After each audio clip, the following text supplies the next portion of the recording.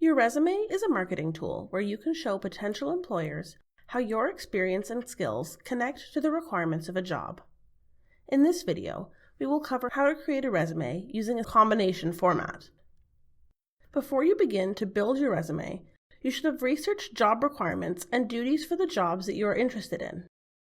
This will help you make the connection between the requirements of the job and your skills and experience. Next, identify your skills. This includes technical or industry-specific skills that you will have learned in your program, as well as essential transferable skills such as time management, problem solving, etc. that you will have learned at school, previous jobs, volunteer positions, and in everyday experiences. Now we can begin to build the resume. We will be working from the resume template included in the module. You don't need to use a template, especially if you're comfortable formatting documents, but a template can be useful if you need a starting point, and you can customize it to suit your needs. However you create your resume, make sure your formatting is consistent, simple, and professional. Avoid using graphics, multiple styles of bullets. Use an 11 or 12 point and web-friendly font, such as Arial or Times New Roman. Your contact information should include your full name, your home address, your phone number, and email address. Don't include personal information such as your age, your date of birth, your marital status, your ethnicity, or your religion. Now write a brief profile of yourself as a potential employee. This should be a short summary of your qualifications and experience related to the job posting. It can be in point form or a paragraph. Include personal skills that you have that were requested in the job posting. For example, adaptable, innovative, quick learner, positive, etc. Next, write a longer point form summary of your qualifications. Highlight related professional skills and experiences that you have gained through your studies, work, and volunteer activities. List your computer skills and other technical skills relevant to your field. Do not list skills or knowledge that can't be supported by examples in later sections of your resume. Include transferable soft skills such as communication, organization, problem solving, and teamwork, as well as any certifications that are required or considered an asset, such as first aid, WHMIS, or health and safety. Tailor skills for each position and organize them so that they reflect the job posting. Use keywords from the job posting and use the appropriate terms and language for the occupation.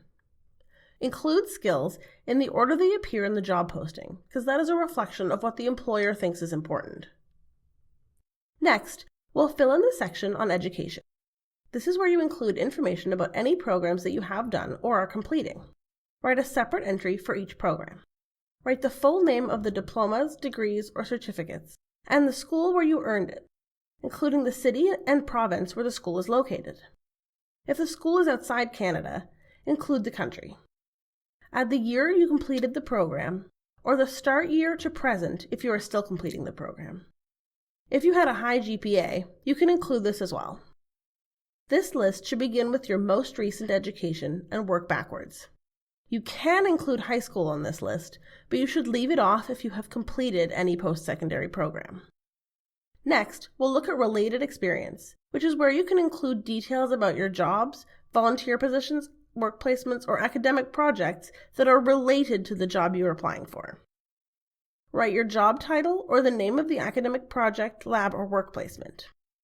For jobs, add the name of the company or organization you worked for. For academic experience, add the name of the program. Include the location, and add the start and end date.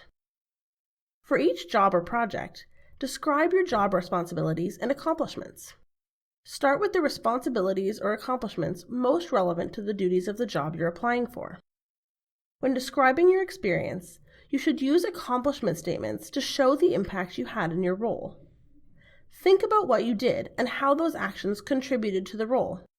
You can find more information to help you write accomplishment statements later on in this module. Under Other Work Experience, add other work experience using the same format. The responsibilities and accomplishments that are most relevant to the duties of the job you're applying for should be at the top. You should leave out experience that is out of date or irrelevant. so your junior high school babysitting job can probably be left out. Likewise, volunteer experience should follow the same format if you have any experience that you want to include. Even though it is a volunteer position, make sure you are including accomplishment statements and emphasizing any responsibilities that are relevant to the job you're applying for. There are other possible sections that you may want to include in your resume, depending on your experience and the type of job you're applying for. This can include categories such as certifications, professional development or training, awards you received, memberships, and maybe even activities you participate in. Don't include certifications or training that isn't relevant to the job. For example, you do not need to include SmartServe if you're applying to a position in accounting. If you're using this template, you can delete any sections that you don't want to include. Don't include your references on your resume unless specifically requested in a job posting. Keep your list of references on a separate page and bring it to the interview. A 2-page resume is the standard once you are a post-secondary student, graduate, or experienced worker. Once you have filled in your resume, look it over to see if you need to make any changes. Use whitespace between sections and headings to ensure that your resume is clear and easy to read. Make sure your bullet points are all aligned. Dates should be aligned and in a consistent format. So don't write out the full name of the month in one place and use numbers in another place. Proofread your resume and don't rely solely on spell check. Congratulations! You now know how to create a resume using the combination format. For additional help with your resume, you can visit the Employment Support Center. Thanks for watching!